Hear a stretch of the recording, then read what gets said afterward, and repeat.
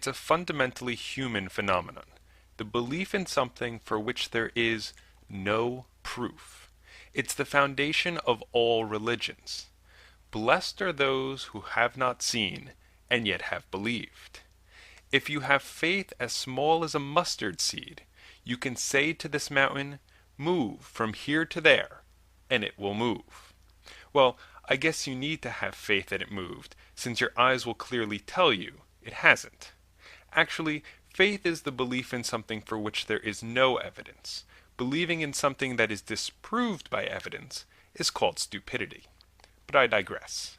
If you approach any Christian and ask them if they have faith in God, they will tell you, yes. And with over 2 billion Christians on this planet, we must be living in a sea of faith. But are we? Now, a person may tell you they have faith in God, but does that mean they do?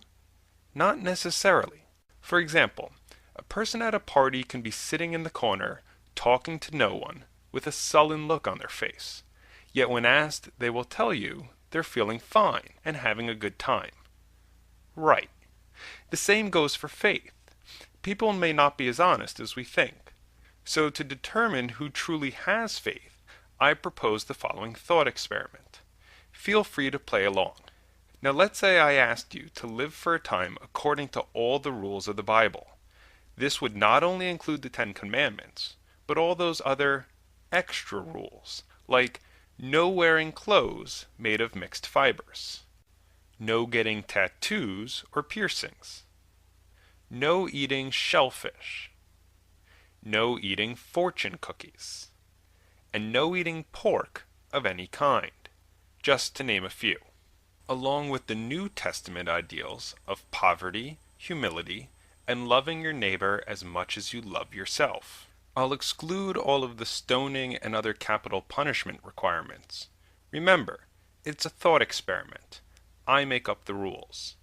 Now let's say I asked you to live like this for 1 minute, and in return, I'd give you $20.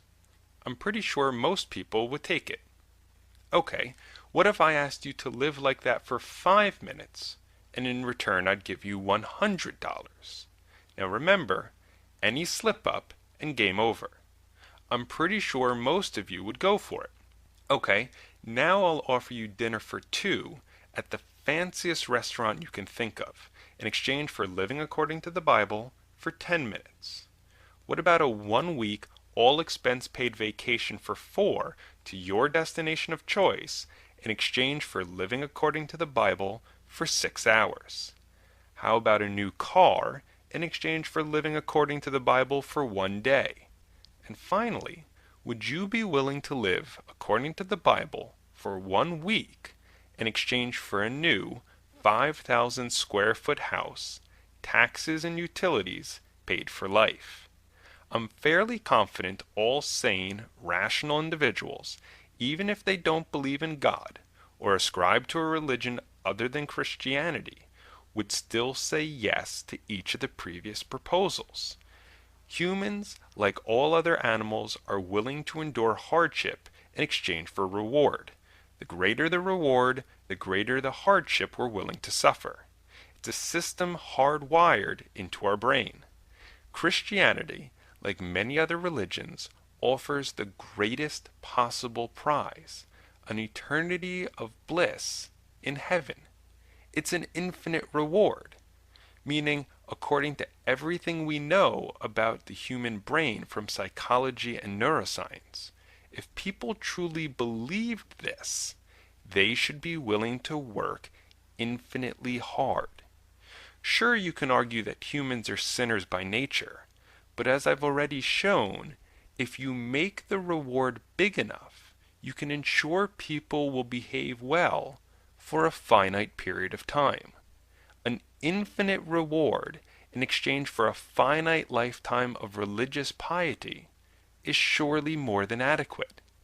And while some individuals may lead near perfect lives, the overwhelming majority of self-proclaimed religious individuals do not. The problem with faith is that almost no one appears to have any.